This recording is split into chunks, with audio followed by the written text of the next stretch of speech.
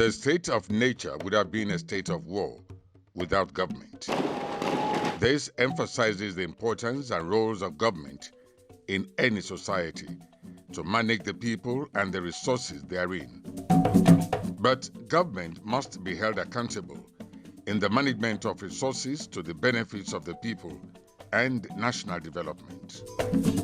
For this reason, a 3-day capacity building on government accountability reporting for 25 journalists was organized by Clearview TV with the support of Wole Soyinka Center for Investigative Journalism in the Federal Capital Territory, Abuja. The workshop began with the registration of participants.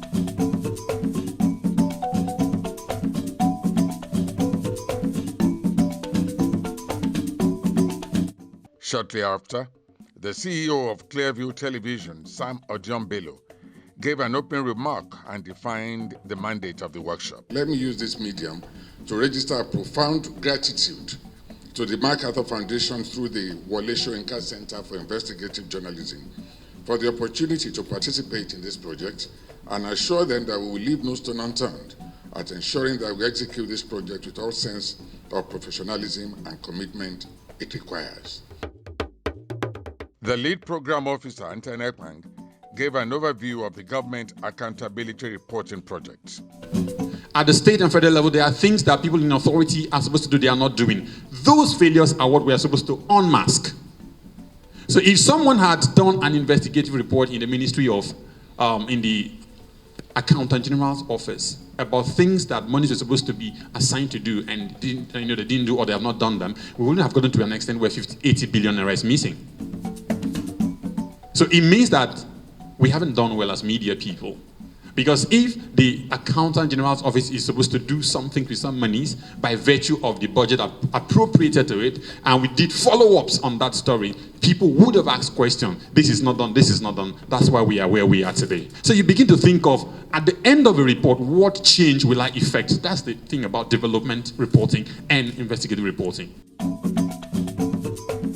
This was followed by Pauline Ugudaga, the Executive Director News, Dara Communication, who spoke on the ethics of journalism, the guiding principles for reporters. And as expected, she gave room for questions after her lecture. Who is a reporter? When you say you are a reporter, for instance, what makes you a reporter? Someone who is inquisitive, who has nose, ears for news, who has good judgment, who is willing to go all out to investigate and bring all of the information that will shape the mind, that will make people be in the know. One of the key things a reporter should have should be a good eye, as Maridia told us, a good eye for news, a good nose for news. Sometimes you look at everything around you and you think nothing is happening. And yet there are things happening, just that you're not attuned to those things. So you must have a sense for news. So sometimes things happen, or things may not happen. And just because they do not happen, you feel that there's no news. Sometimes the news is in something not happening. Our senior correspondent with NTA, Najatu Tijani, gave a lecture on the challenges of field reporting and also shared some personal experiences and preparations with the participants. You have to understand that Nigeria is a complex society made up of different nations. You have to also understand that a nation is a group of people with a particular mindset and worldview. I'm from Kano State. If I were to decide to walk on the streets of Kano with a mini skirt, what do you think would happen? But if I were to go to Lagos wearing a mini skirt, what would happen? There is a particular mindset and a worldview for people wherever you go. And the reporter is expected to understand and know this.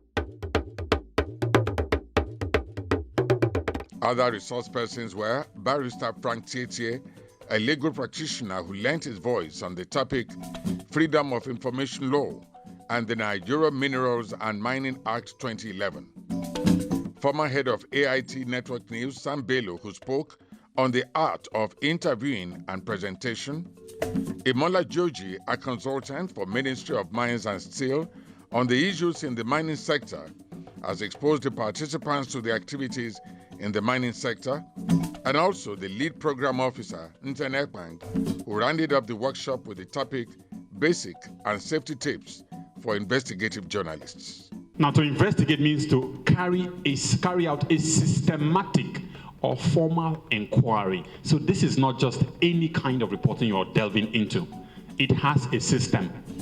It is systematic, and it's an inquiry to discover and examine the fact of an incident, an allegation, etc., so as to establish the truth.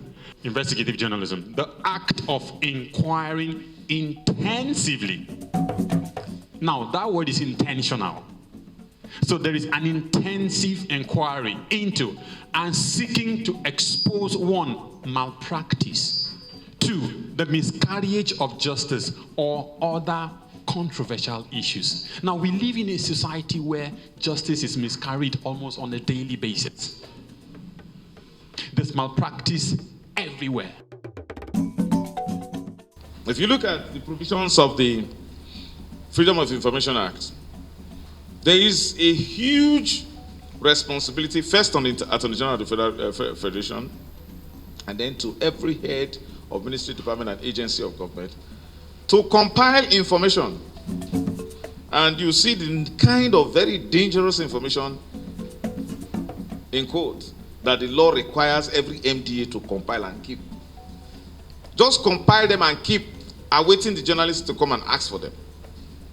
That the value of the FOI Act can only be achieved if journalists like you, first of all, realize the right that you got, your responsibility, and then decide to exercise that right by making application for information. It's called a Freedom of Information request.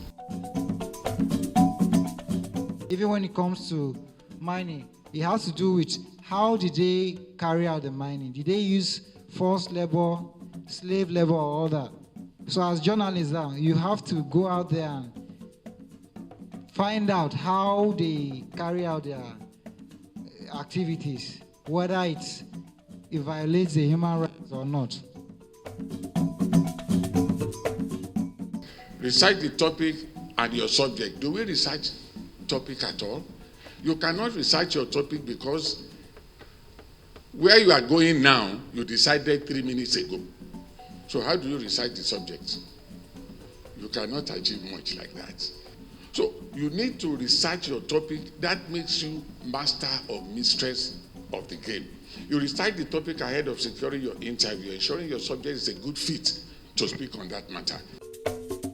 After the 3-day workshop on government accountability reporting, participants shared their experiences. I want to say a very big thank you to the organizers because they have actually done justice, and we have added to what we thought we knew, and to the glory of God, I think we have learned a lot, and it's going to help us in our different space, in our reporting, in our investigating. I've learned basics of interviewing, most importantly, how to have your interview, what to do, equally how to do investigative reporting. That was very important. Investigative journalism has actually spurred me into more action, and I'm definitely going to do something about it.